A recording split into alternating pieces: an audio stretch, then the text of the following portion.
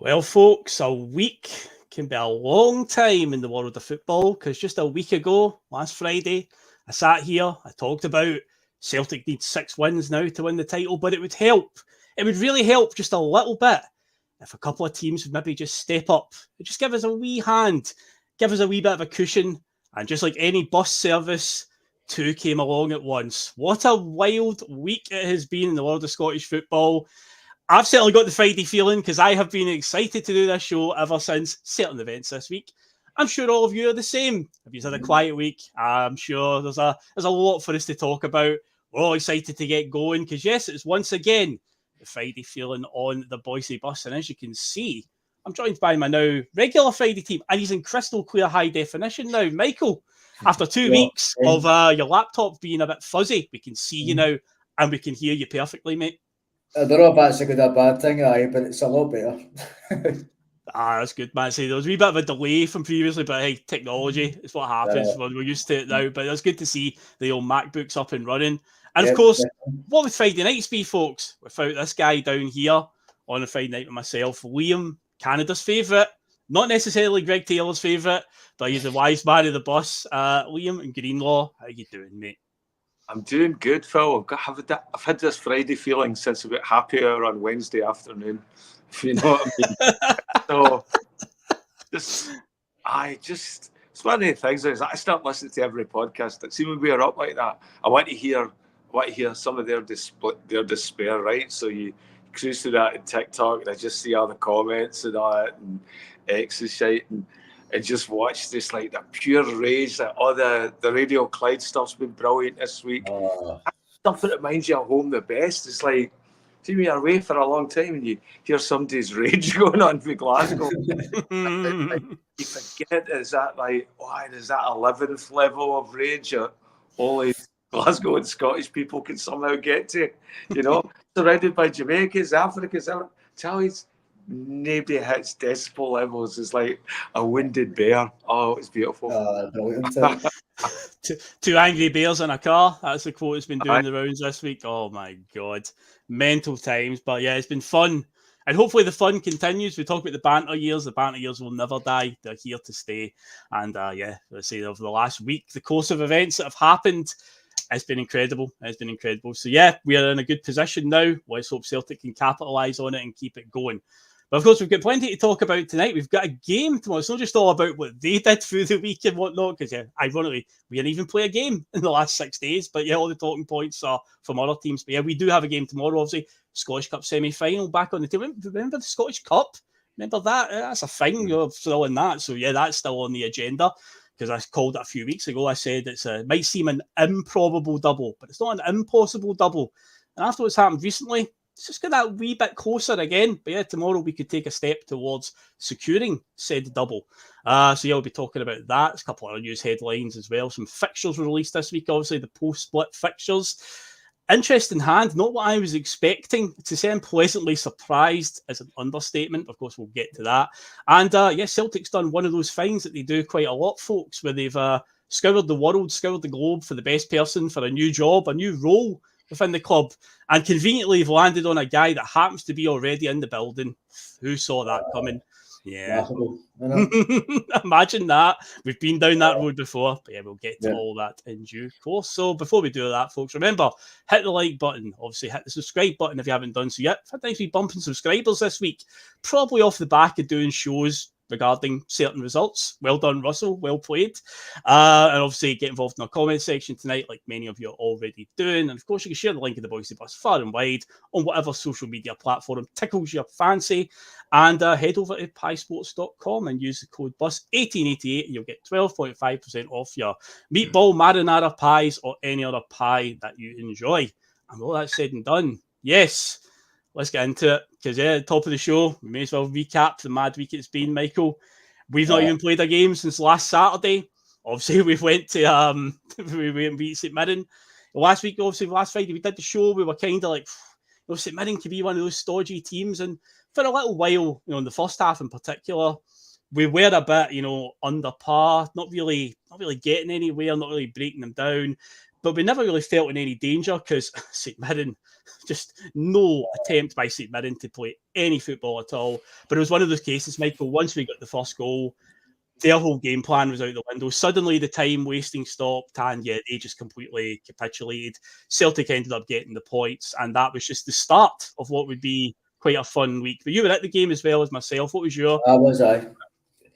I totally caused their own problems again, Phil. But like this season, we tend to, like, for some reason, I don't know, it must be Rodgers' instructions, right? Because we've done it too often to just be by chance. But we played like walking football a lot of the time. The tempo was that slow, and it passed it about the back, and it was laboured, right? So like that, it happened so often this season, not to be deliberate. That it's must be a deliberate game plan, but you need to remember this. Stop. I think the plan with Rodgers is like keep the ball as long as possible and draw them out. Right, draw the opposition out. That was the plan. That was his plan the first time round. But I can remember it went kind of stale. Rodgers' last 18 months. Yeah. His first term. So I don't know why he's starting this again. Like it's nothing to do with Andre. Andre's gone. His style of play is gone. I've accepted that. I'm never going to get back to that tempo and that speed of play again. But to go from that to like the walking football we played last week in the first half, it's infuriating at times. But the second half though, I thought we were excellent to counter that. I thought we were really good, and it shows how good we can be when we step it up. Yeah. When we play with a bit of intensity, we push up higher, and we get players running off the ball and everything, we get players releasing the ball quicker. It shows we are a good team. I don't know why we can't do it for 90 minutes, like I said to you last week. It's mad. I think we can. The way we played in the second half, we looked at a really good team. So why are we not doing that in the first half? I mean, it's mad. And that's been the pattern the whole season. Yeah, we've got it in us. We definitely have. And at this stage of the season now, what's on the line, you just like to think that, the initiative's there. Just take a few risks and just go for the jugular against these teams. But yeah, there was a point last week where, say, in the stadium, the half time comes 0-0.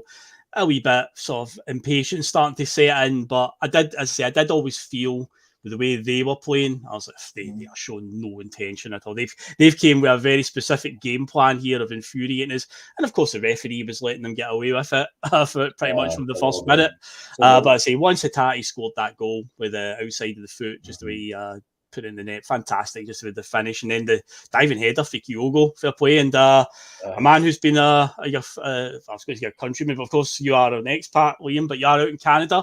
Alistair Johnson put a good cross in for that one. He's looking a wee bit better now. Again, we need all the players, Liam, to be firing on all cylinders at this point. There is no time for passengers. But again, it keeps going through my head where I keep thinking, I know that this season's been like the way we've had peaks and troughs. But again, with what's on the line and the stage we're at now, Liam, you've got to imagine that every one of them is just going to be on peak form right through to the end here. Well, it has to be. There's no room for mistakes. So what I thought Alistair Johnson was doing different. He was playing like Tony Ralston. He was getting the point. Ralston. And that's what you get for Tony Ralston when he plays there. You get these sort of balls. And it's not that hard to add to your game, as you've seen. And I thought the balls that he put through for Kyogo's header, I thought that was great. That's what we've been missing for ages, because he'll score the goals. Everybody talks about him running in behind players and all that, and the amount of time he makes himself available. And we play it too safe. By the time we've recognised his run, I don't know, whoever's got the ball, they've talked himself out of passing. They don't make the decisions as fast as he's made the run, and they think, everybody else must see it now as well. And so they go back and play a safe option, and Kyogo gets, just the spirit of that. But the thing, what I liked about this weekend was when Hatate got that ball, wasn't even thinking about it. It wasn't trying anything. It was just, again, we get somebody on the park that can make that just quick snap decision and bang, I'm going to get one touch and then I'm going to hit that fucking rocket it. And I thought that was a great goal. And I hope, now, because he came off just after that, I hope that gives him the confidence he needs now to be a standout player for us this season. We've been waiting for him to come back. We've lost some of the other players that were all big names that have picked it up, but we thought he was going to be the star of this year, right? And I think this is the time now to see him from what he showed us in the last game, he changed that game for us. Let's see what he can bring to the table now, and let him be our creative force driving forward. So we are spotting Kyogo's runs. We are getting balls in from the wings. That we've just got so much more options because we're moving at a quicker pace. And I think that's what he is. He's decisive and quick, Yeah, definitely. I mean, I've said before, I was concerned about his return because I felt a lot of people were pining everything on him to be the catalyst. And I was like, I don't know, the way things have went for him this season, I would be surprised if something goes wrong. But he's came in, he's hit the ground running, and yeah, last week that goal was just proof of what he brings to this team. When you're up against a team that have absolutely no ambition to play any football at all, 10 men behind the ball, that's the difference right there. Players like that find that space, and yeah, the finish was fantastic. And I'm reliably informed from playing FIFA that it's called a Trivela shot. That's actually what it's called, the Trivela outside of the foot. So you get Panenka penalties, Rabonas and stuff like that, but Trivela is apparently the outside of the foot technique. But there you go. But yeah, something I need to bring up as well, because you were obviously in the stadium, Michael. Were you as panic-stricken as I was, and probably fans around you, when James Forrest came on? Not because we're anti-James Forrest, but were you as confused as we were about the 6 substitutions? Because so many people did not know what was going on. Like, when he was coming on, I was saying, Chris sat next to me, I was like, wait a minute, we've made 5, and he's like, no, 4 came on, but then he forgot Stevie Welsh had come on earlier.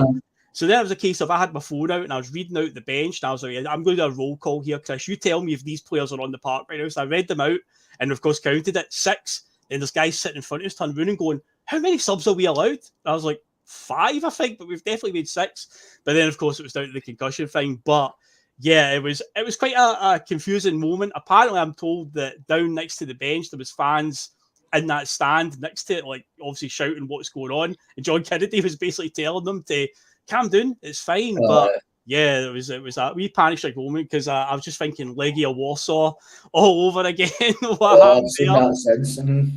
But in terms of, like, say, me and John were talking about it on Monday night, we brought up James Forrest's name, and yeah, obviously he might feature this weekend again. We've obviously got a few winger problems and so on, but yeah, again, going back to, like, guys that can contribute, especially at this time with the title fight that we are in. I say he's not like the worst player when he's came on in the last few weeks. I definitely think, long term, he's definitely not the answer. I think James Forrest should definitely be patted on the back, thanked for everything that he's done and sent on his way. But guys like him at this time, especially, with Maeda being out and stuff, we can hopefully turn to guys like him in the next 6 games, because obviously we've still got 2 competitions we're fighting in. But it was quite a funny moment last week when we were like, what's going on? But I never even realised that, Phil, to be honest. Like, when they came on, I only heard about it after it. Well, 6 substitutions came on. I didn't notice at the time. I'd be lying if I said otherwise, but I heard the chat after it talking about, obviously, Legia Warsaw and Murrayfield. Just going back to that stuff. So glad I never noticed at the time. I had been panicking as well. Like what's going on? But is that what it was then? Was it concussion rule? Because St Mirren had a player that went off with a concussion, which was basically a forced substitution, and because concussion protocol is so, such a big thing nowadays in sport, it triggers a rule where automatically the other team is allowed a 6 substitute. So it was from a clash of heads in the first half between Yang and I can't remember the player that went off, but basically they went for a ball at the back post. And it was a collision of heads, and yeah, the boy went off not long after. I think he tried to play on, but he went off. But yeah, it was one of those moments where I say everyone who's sitting around us were like, "What's going on? Like, how many subs are we allowed?" But God, it would just be. I was going to say it would just be typical, but thank God it was nothing. We're not sitting here talking about 3 points getting docked or anything. I know, but I say after what's happened to us in recent years, with what's happened in Europe with Sion and Legia Warsaw, it'd be like, God, karma coming back in some capacity. Thankfully, it was all fine, and of course the weekend only got better after that, because yes, the next day Rangers go up to Ross County, Liam, and again, I don't think many people saw this coming. Say last Friday I sat here going, it'd be really nice if just one of the other teams, any of the teams, could just step up, do us a wee favour, give us a wee cushion. certainly didn't expect to see in Ross County. I did say to my dad before the game when I looked at the league table, because again, I didn't really know what the situation was at the bottom, but I noticed that St Johnstone had pulled 4 points ahead of Ross County prior to kickoff with their result. So I was like, well, Ross County are in that playoff spot. They came very close to the drop last year with that Partick Thistle game. They probably want to avoid that at all costs. So I was like, they've got to really be looking to get something today against Rangers. They've got to. But to get a win, Liam, I mean, a wee draw, I would have happily, if they got a stodgy 0-0 or something, would have been delighted if they'd done that. But yeah, for them to get the win, the focus of last weekend, then my God, the initiative then just turns the everything. You know, I'd say we were always in our the destiny of the title was in our hands still last week. But my God, what an opportunity we've been handed now, Liam, after that result. And then I say it's only going to get better as the week went on. It's a really, really good example. It shows you the mindset, the contrast to the mindset between the two clubs, of how that switched so quick, and then how they're handling it, how their fans are handling it, and how we're seeing that. I mean, we still have to beat them at home, but we can tie them as well if we want, right? But I don't know. I think for them now, they feel that they've. That celebration that was going on in Ibrox, that's not lasted very long. I don't see them celebrating now. So, they've got another draw since then. Yeah, they're not celebrating. And I think if it goes sideways for them this weekend, you'll see some really, really angry birds. Angry bears will be. It's like Rockstar Games combined with bears. Yep. No, angry bears will be out in force, definitely. But yeah, just the complexion of the whole league table after that, I say it was we were always in control anyway. In terms of the points, we knew 6 wins, we win the title. Obviously, it's easier said than done, but that's the point we were at. We never lost any grip on the title over the last few weeks, and even when we went through a pretty rough patch, because let's be honest, at times this season the football has dipped dramatically. We've always still kept in there. We've not allowed them to get to a point where, okay, they can actually afford to lose a game or two, and we're still playing catch up. We always kept in there. And yeah, what a momentum shift that was for that result. And then, of course, I did the show on Monday with Jono. We talked about the weekend's events, and obviously they had another game coming up, much talked about, a much rearranged fixture. I think it was 3 times they tried to play it. This was the 3rd time they finally got it done. And even on Monday's show, there was a wee bit, Jono talking about it, and we were like, yeah, I think they might drop points. And there was a wee bit in my head going, God, this could come back to haunt me, It could end up getting clipped on old Rangers Twitter. But yeah, it turned out to be one of those stinky games that comes along. I drew a comparison to years ago when we had a rearranged game win for Cali Thistle around about the same time, and they were like, felt like it was a team with nothing to play for, essentially. They're the ones that ended up costing us the title. And in the end, with all the stuff that's going on between Dundee and Rangers, all the sort of bad blood that's been spilt in the air, yeah, Dundee, of course, held them to a 0-0 draw, which, of course, now puts us in a nice wee position of being 3 points in front. But, of course, Michael, what we've just got to emphasise and remember is we've been handed this great opportunity. We are 3 points in front, but there are still 5 games to go. But going by what's been said in the last couple of days in press conferences by a certain Rangers player and the Rangers manager, and comparing it to what the Celtic manager has said today, I think Celtic are very much focused on the task at hand. And I'll get to the quotes in a few minutes. But yeah, we have to obviously keep, for fans, it's easy for us to sit here and go, looking ahead to games and so on, and thinking about doubles and whatnot. But that Brendan and the players will very much have their heads screwed on right now. And I don't think Brendan will allow any of them to get carried away. No, definitely not. Phil, and I said that to you a couple of weeks ago, that how many times has Brendan Rodgers been through this? Especially his first spell. It's all taught to him. He's been here a million times. And the thing is, they don't ever learn either. But they build themselves up that much during the season, and the media do it as well. Every time they go on a good run, they'll borrow beaters, the manager's a genius, this and that. So when they get a bad result, it's like they come crashing down to earth.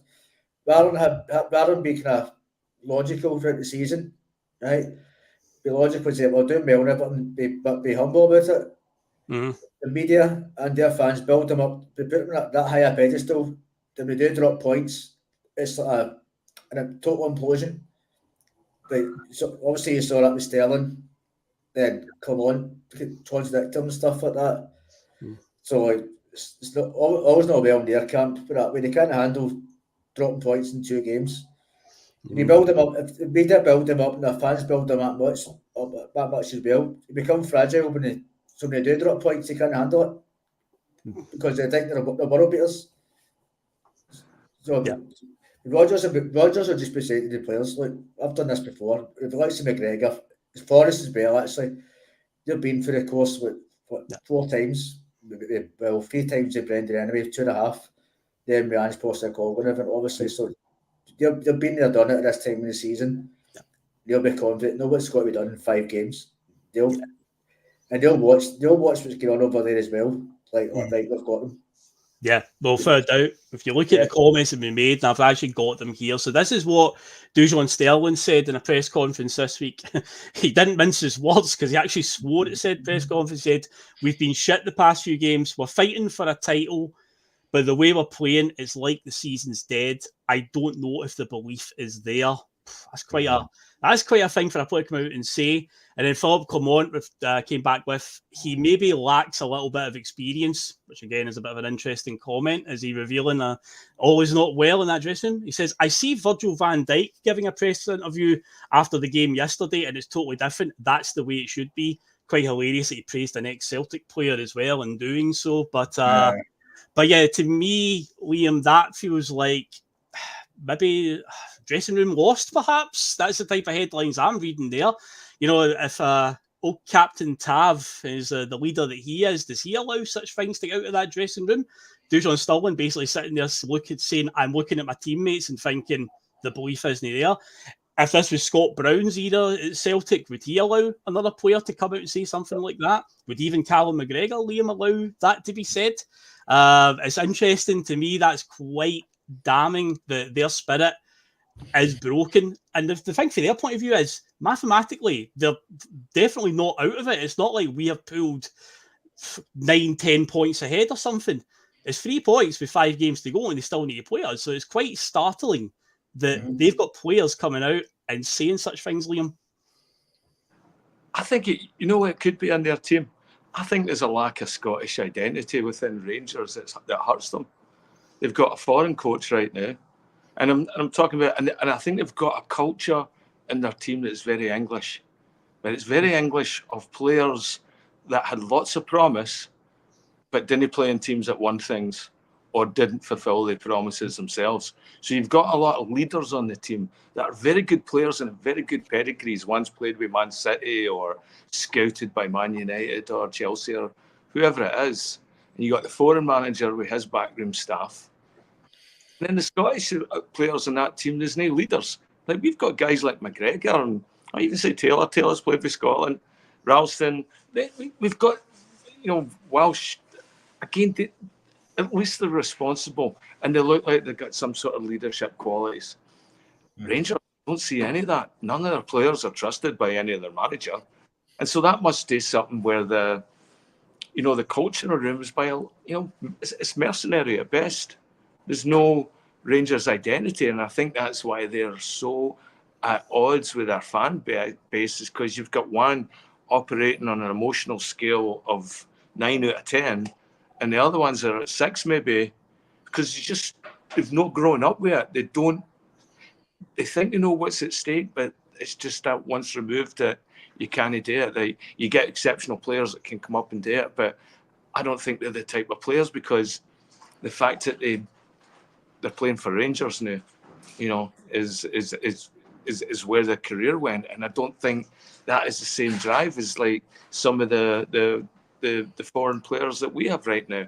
They came in with a promise to move on to better leagues, and a lot of our players are getting quoted, going for big money and all these sort of things. You don't hear any of that across the road. So when you hear about Matt O'Reilly's or even former players like Jeremy Frimpong, and you can see that we've got a route to success.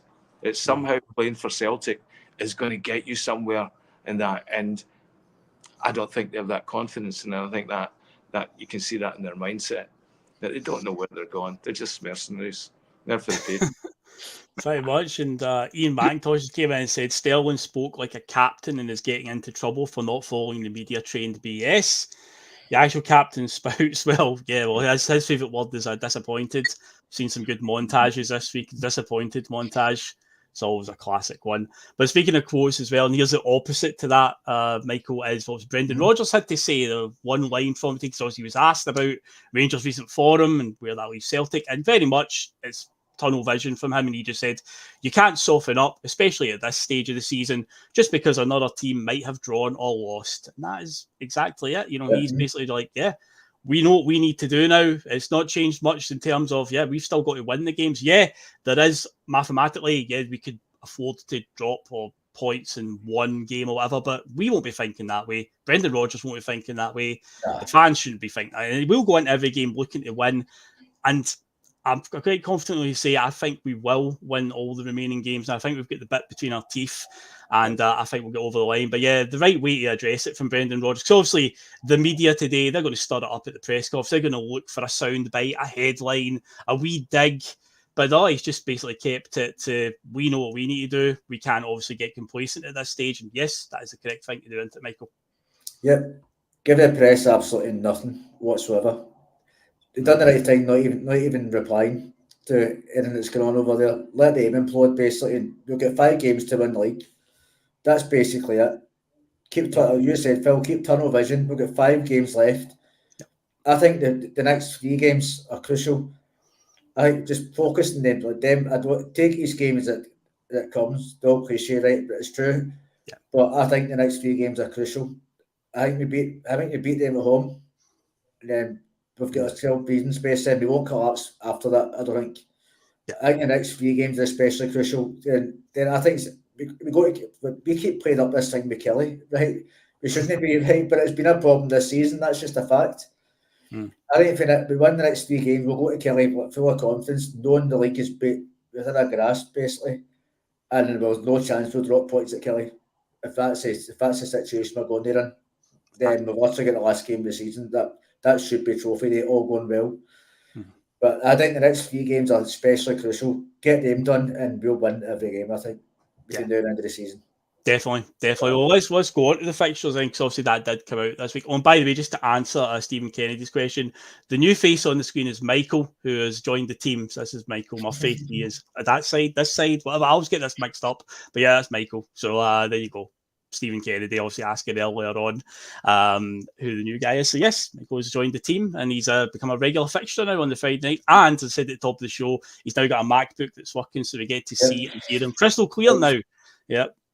But no, it's good to have you on board. So let's talk about the fixtures, guys, because as you were saying, the next few games are huge, and I was stunned when I saw the quote, because again, me and John were talking about this on Monday. It was before the fixtures were released. They obviously were keeping them stum. They were saying things, the media, the SPFL were coming out and saying that they're not going to release them until this Dundee and Rangers game has happened, and all sorts of conspiracies are flying around. Why are they doing that? And so on. But I fully expected we'll get Kilmarnock away first, because they'll want us to play them before we play Rangers, because we've had a bad few results there this season. We don't do well on plastic pitches traditionally.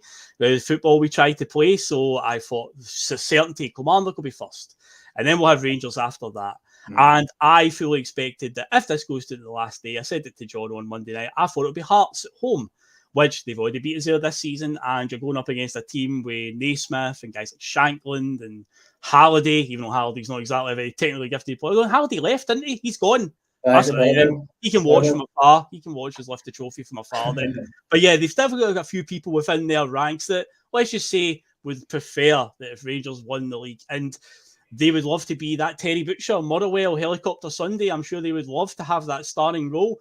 But amazingly, the fixture list came out, and I couldn't have been more wrong. And I'm delighted to be wrong in this case, because obviously we are going up to Dundee for the first game away.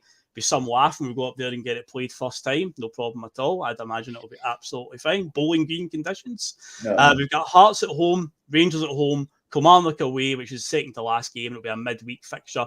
And St Mirren at home, who we just beat relatively comfortably on the last weekend. And especially if we go down to the last day and it's trophy day, what's on the line?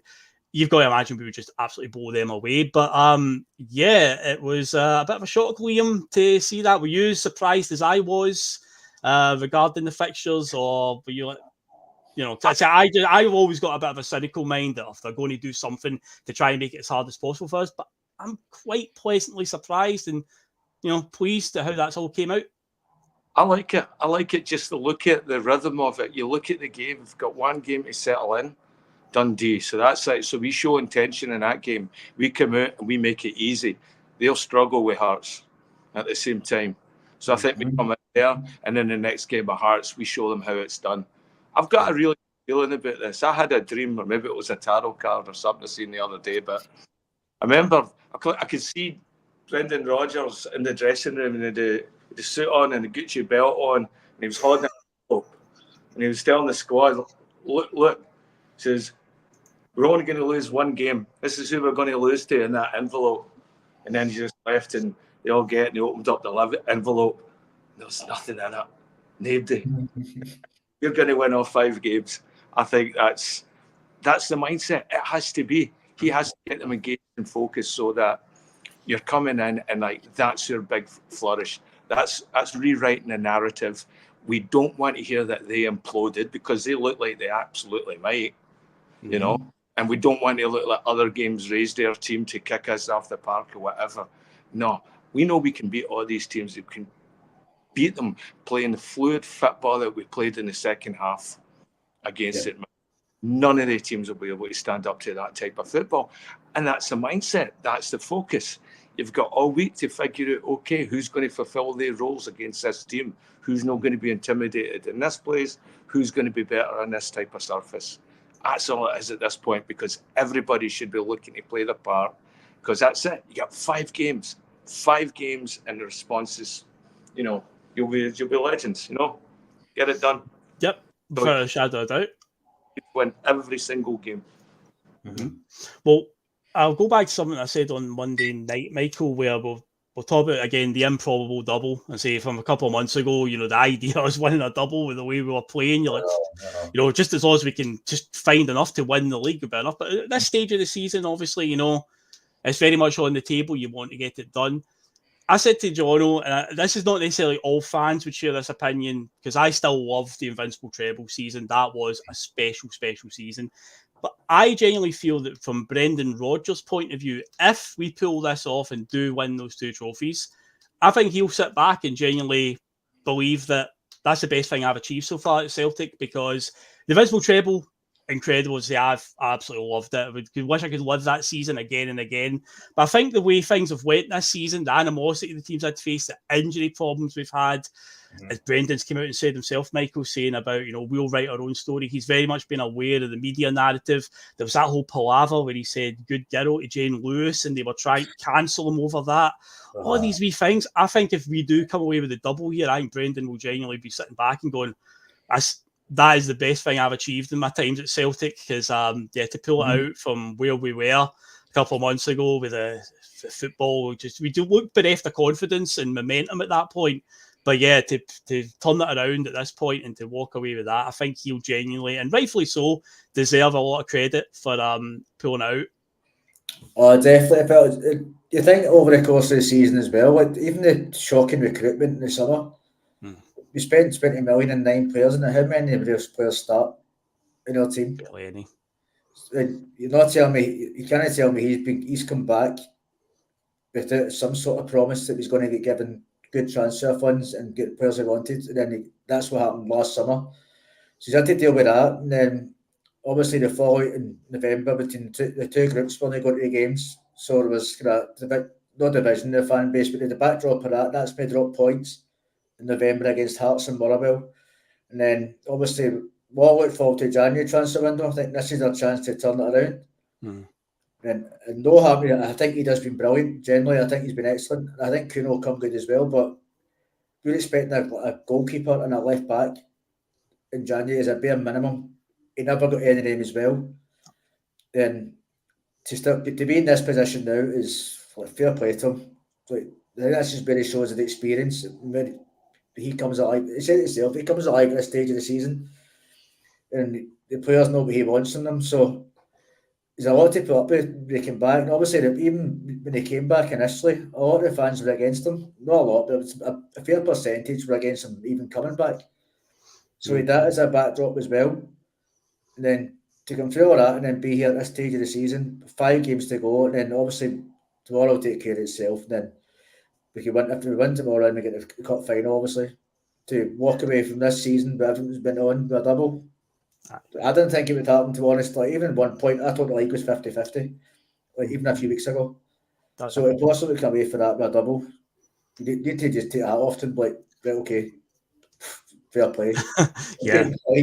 like generally. But then they talk about summer after that, but I think if you even the league, if you pulled off the league, I think that'd be an amazing achievement. The backdrop has been on this season.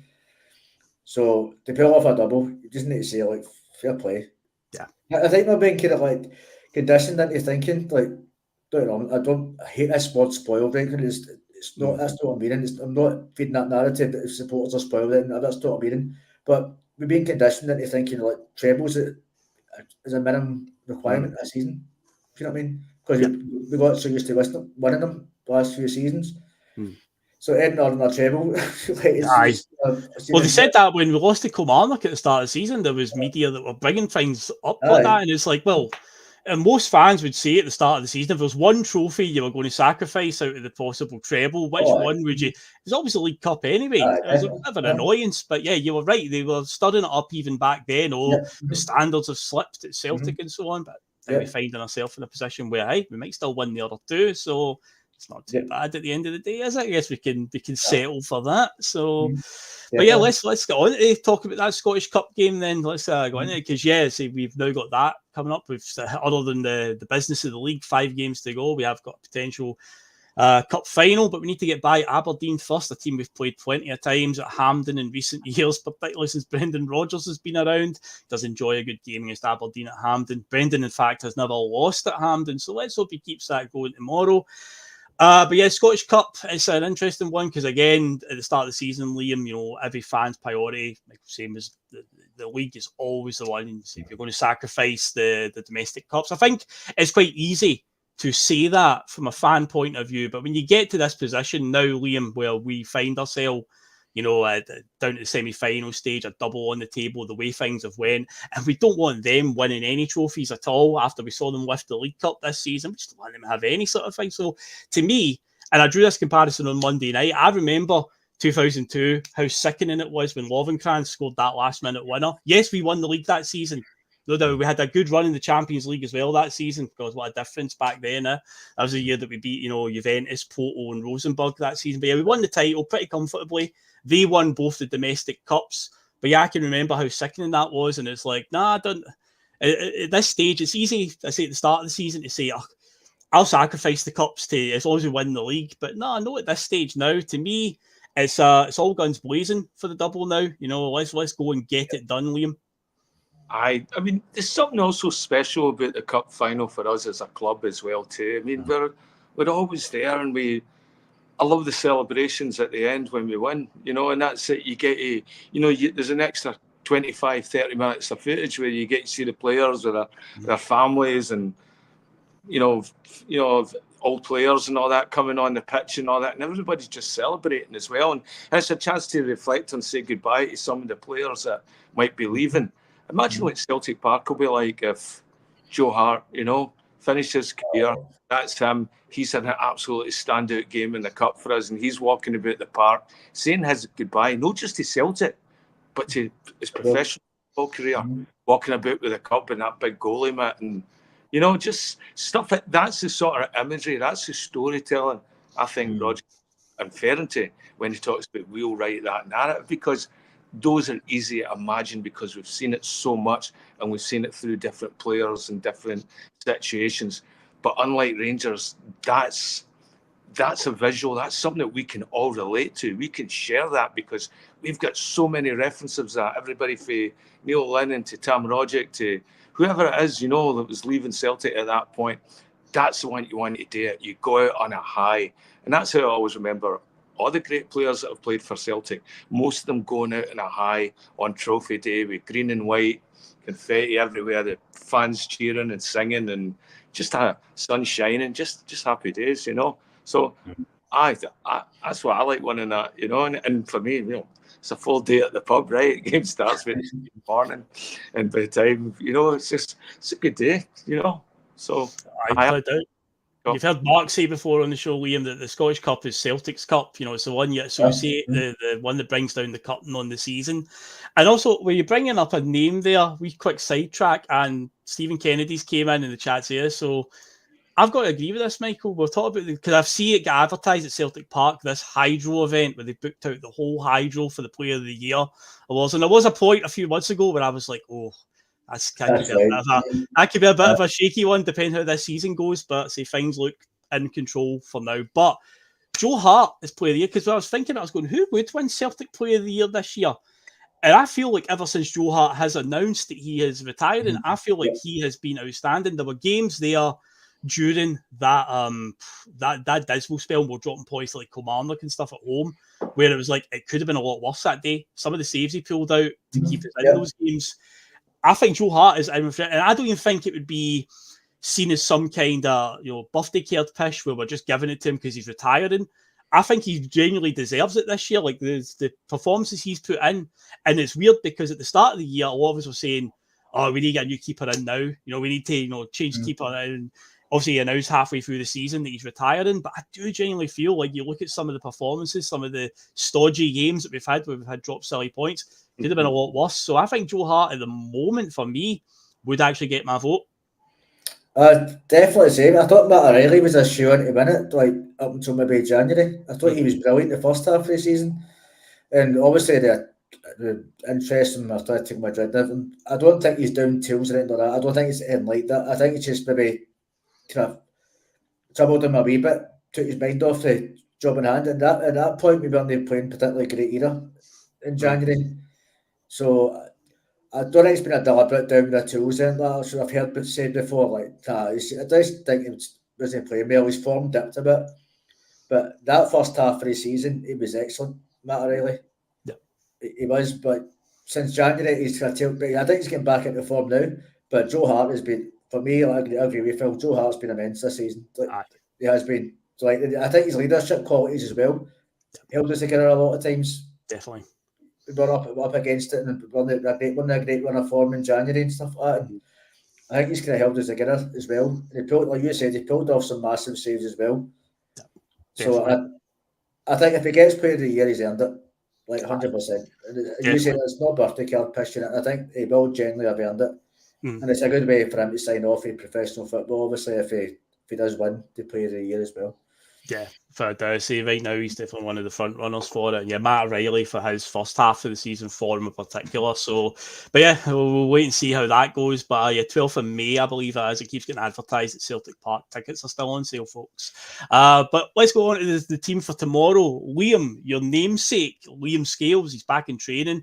Does he come straight back in for Nawrocki, who I don't think was terrible last week? And again, we keep talking about how we'd like to see guys like him and Lagerbielke get a bit more of a chance. I sadly feel that the ship has sailed with Lagerbielke. Off it sails into the distance. That one's done. But Nawrocki played last week. Thought he was fine, but I've just got a feeling Liam Scales will just come straight back in. I would honestly stick with Nawrocki, but there may be part of Brendan thinking that, remember the last time Nawrocki played against Aberdeen, Majowski kind of had him on toast with that goal that they scored. But again, I don't know. I feel like Scales, he has done well given the expectations. I don't think anybody had any expectations for him this season for him to have taken the chance that he did. But I feel like he reached a point in the season where he's hit his glass ceiling and a lot more flaws are starting to come in. But I don't know. I think it's a 50-50 tomorrow what Brendan's going to do. I'm leaning very slightly, like 51-49, we'll say, to probably put Scales back in. But I don't think Nawrocki's deserve to. I think he deserves a chance. I think he's more than good enough, really. I think if you look at that in isolation, the way that goal was set up, I think it was one of the things that just came for lack of match fitness, where the ball sort of broke in between the two of them and he hesitated first. and it's a hesitation, and you think, okay, with a run of games that goes away, your instinct would be to move towards it and win it right away. And Majowski as well. I mean, that guy's fast. You know, I really wish we'd have got him as well. I think he will give us trouble tomorrow. And the other thing as well, Skills played with Aberdeen last year. He knows how Aberdeen play, and they know how Skills plays as well. So the thing I noticed last week with Nurowski is that he may not be as quick as Skills, but he's better at moving the ball quicker than Skills. He doesn't take the extra touch Skills does. He was moving it up and moving it forward faster. And maybe that's something that we need to start doing as well, you know. And I thought he looked good, but what did he go off for? Was he injured? I think it might just be because of lack of game time. It was just a case of just take him off, just because, you know, I say last week we made 6 substitutions. We utilised all those subs, but yes, Stevie Welsh obviously came on. So he's still in and around the squad, which again just further proves that Laga Bielka, you ain't getting a game anymore, pal.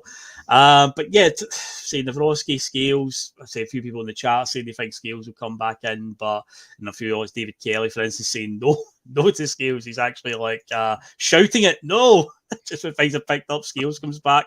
We're so much better without him. So I think he did well at the start of the season, because if you get no expectations for the guy, any sort of achievement, and up till about the turn of the year, I felt like, yeah, he looks like he could keep getting better and better. I feel like he's kind of just stagnated just now. But we're at a point now where we have to just find the winning formula to just get over the line. And these are all things that hopefully the board and the recruitment team and the manager will all be addressing in the summer, but we'll cross those bridges when we come to it. But Michael, the other big talking point for the starting lineup tomorrow, Callum McGregor, would you start him or would you still keep him on the bench for the time being and only bring him in if absolutely necessary? I was thinking about Celtic. I'm still kind of undecided on it. Like, I would probably keep him another week and bring him on with half an hour to go, just to get a bit of freshness in his legs again. But if we can get by without him, even till 70 minutes, just to make sure he's fine for the rest of the games, the rest of the season, we'll definitely have him on the bench, and just depending on how the match goes. Like, if we're struggling with losing the control of the game midfield, then by all means get him on. But I keep going back to the way Rodgers was talking in his press conference last week, as if he's been nowhere near the Rangers game. He's had another week under his belt, obviously training. But if injury was that bad that he shouldn't be anywhere near the Rangers game, then I don't know if it's going to improve that much within a week. So I would definitely have him on the bench and just see how the game goes. I don't think I would start him. I would keep him for the following week against Hearts. But yeah, I'd definitely have him on the bench anyway. I can see him definitely being on the bench at the very minimum. But if it can be avoided, because if we're winning quite comfortably, I would still just don't even throw him on, because again, all it takes is one of their midfielders, in a fit of anger and frustration, just to chop him down if we're losing. So you don't want to risk it, because we can't have with such a crucial run in ahead of us. We lose them again for the rest of the season. Would not be ideal at all. So if it can be avoided, because I think we've got more than enough in that midfield and over the course of the whole team essentially to see off Aberdeen tomorrow. They have been an absolute mess of a club all season with what's went on with them. Barry Robson obviously got the job. They did okay in the Conference League group. They then had that weird, appointment of Neil Warnock for a while, which I was kind of in favour of, because I think Neil Warnock is a character in the world of football. There's very few characters left in football, but he only lasts about a month. After he wins his first game, he leaves, comes up with some line about, the club are really far down the road with talks for a new manager, so I'm stepping aside to allow the appointment. They've only just announced this week who it is, and it's a Swedish manager who isn't taking over until June. So it's like, well, either Neil Warnock was talking crap just to get out of there, or he's been sold a load of lies from Aberdeen to get rid of him. But yeah, an absolute mad basket case of a club, it seems, this season. So we have to obviously make sure that we just put them to the sword. And I think Brendan will obviously show them the respect. He isn't going to field a team of reserves tomorrow against them. He's definitely not going to do that. And yeah, in terms of other positions as well, Liam, the striker position, for me, I would still say keep Kyogo in for the time being. But again, Ida, I think he'll be involved at some point tomorrow. He obviously brings a totally different dynamic to what Kyogo brings. Again, Aberdeen, they're going to be typical with big clog at the back. I'm pretty sure, I can't remember the boy's name, but the game that we leathered them 6-0, I think he's Serbian. He's definitely from that area of the world. Baldy guy? Yeah, there was a point where he made a tackle where they were 3-0 down and he got up and celebrated in front of the Jock Stein stand, and it's like, mate, you're losing 3-0. But yeah, he's a bit of a what's got a clogger, we'll call him, a big physical force. So guys like Ida hopefully can, if he needs to come on and rough him up a bit. But again, I think Hugo's got more than enough to, trouble these guys. You shouldn't read too much into the whole, they're physically bigger than him, he's going to struggle. No, he's other ways to beat them. Just runs them out of position. He just drags them all over the place, creates space for other players. But for you, Liam, would you go with Kyogo tomorrow? I would go with Kyogo, and I'd show him that highlight of that monk, just crazy guy running into him the last time we played him. I think it's Rebic or something. He's Macedonian or Moldovan. You'd be right. It's for that part of the world, Serbian. And the way he came through the back of Kyogo's head, my God, I mean, that should have been a straight red. Mm-hmm. And then, there was a part after it was grinning and laughing, and no, he wasn't holding back in their players as well. So I want to say, right, cool, we just make a mug of him then, and then hope you get the protection for the referees. Hope you get the protection. We'll see. But that's it, and it does get that. But I think Kyogo thrives in that sort of attention.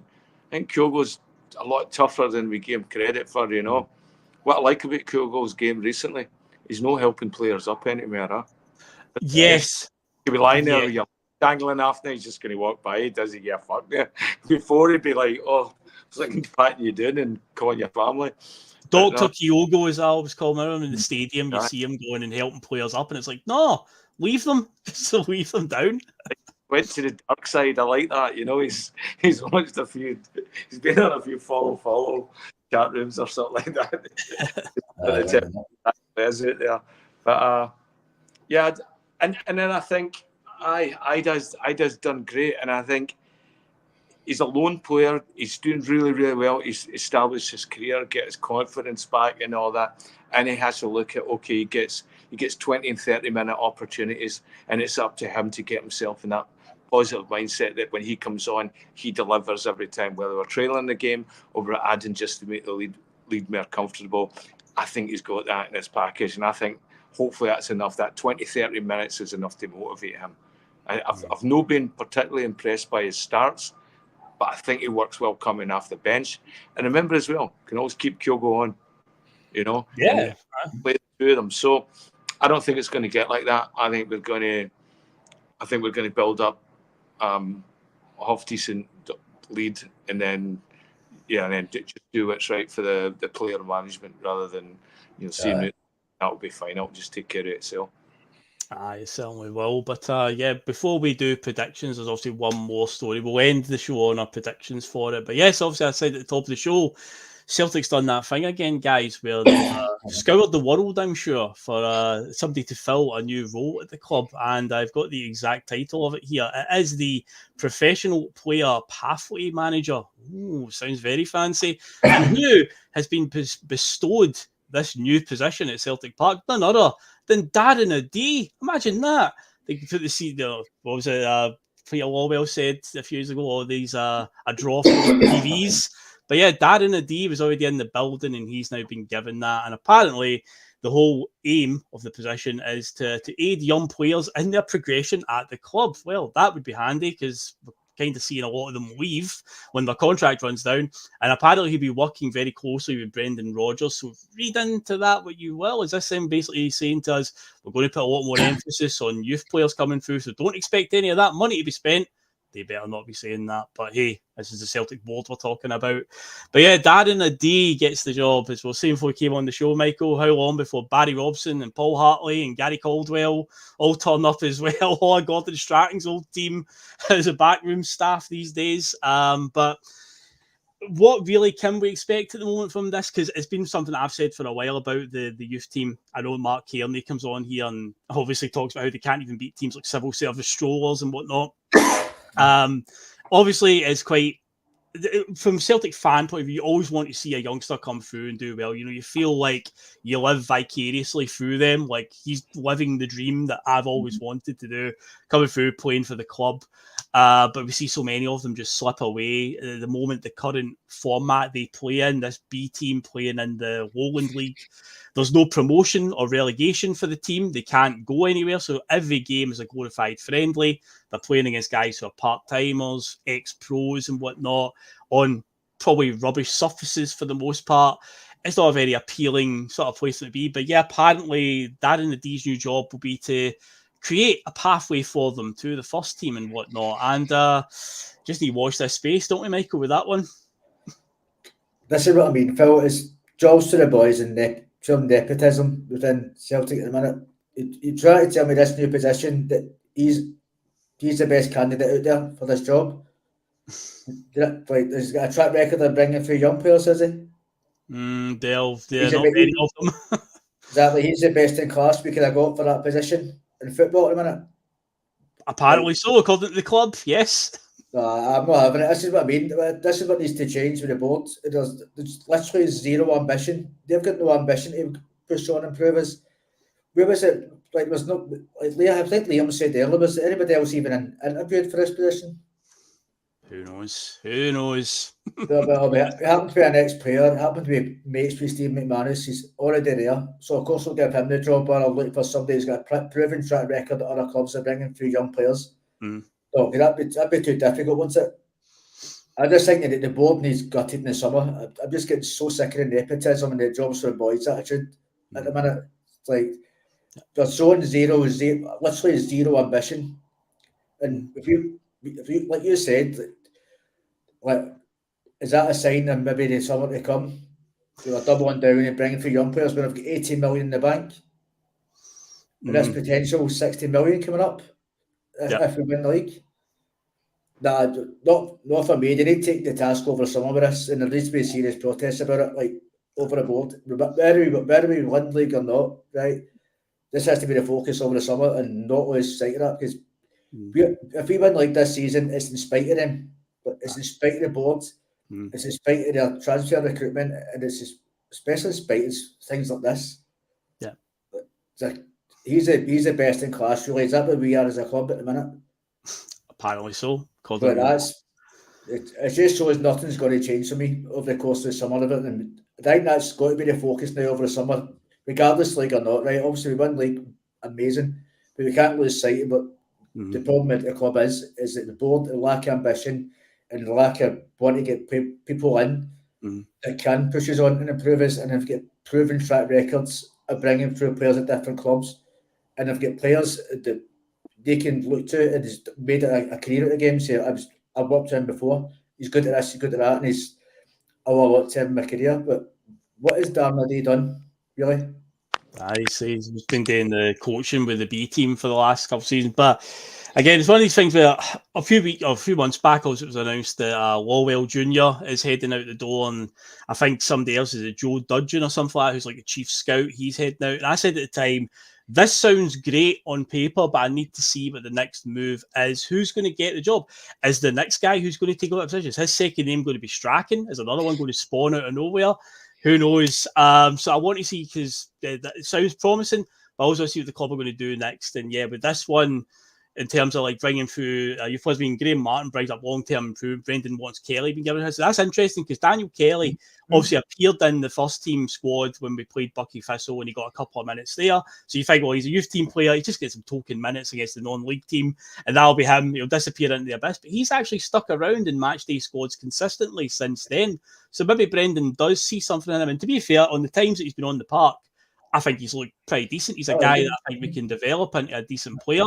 So hopefully there are more Daniel Kellys out there, because it is quite disheartening when you do hear about the Karamoko Dembele's and stuff like that. All this hype, all this gusto, they're going to be an absolute sensation, and you never really get a chance to see it happen. And say one of the big problems, and this is another podcast we could do another time and discuss it in great length, is obviously the system that they find themselves in.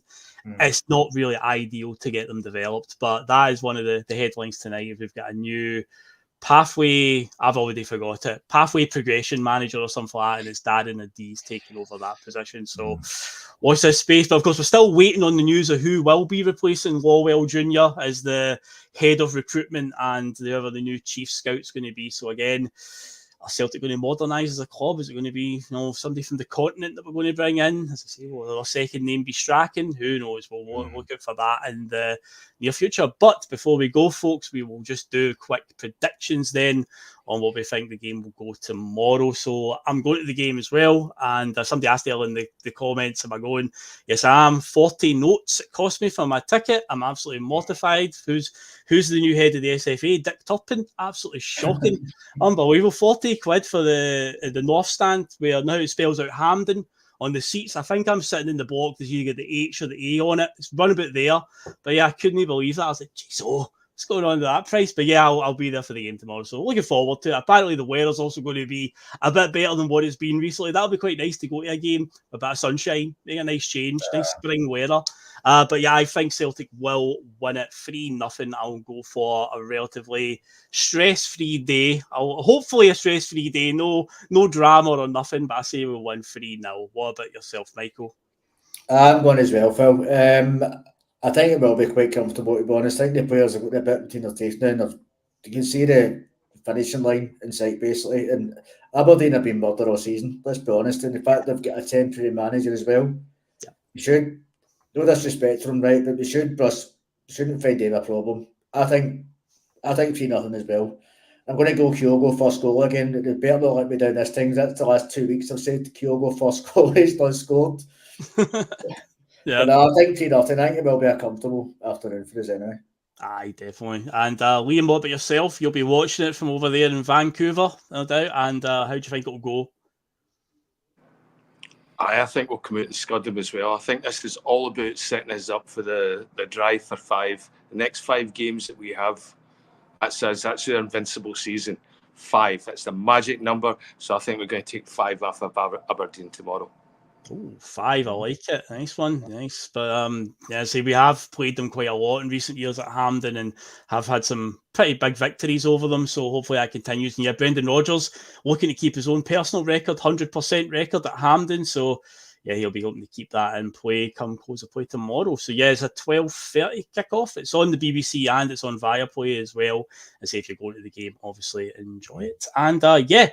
We're heading off, folks, and yeah, thanks again for joining me on a Friday night, Michael and Liam, as always. It's good to. I say I was excited to get in this one this week after the events of the last 7 days. It's been a crazy one, and hopefully there's another crazy 7 days to come because yes, they are of course playing on Sunday. I am not holding my breath. I think Steve was in the chat earlier and asked who do I expect Celtic would play in the final if they're there. I still think it'll be Rangers, to be honest. But hey, you just never know. I didn't think Ross County would beat them. I didn't think Dundee would take anything off them. So we'll just watch that one with bated breath and see what happens there. But first and foremost is what we do tomorrow. Get to that final, Celtic, however you can. And yet that improbable double will still be on. So folks, enjoy the game tomorrow. And yeah, we will catch you next time. All the best, folks. You know.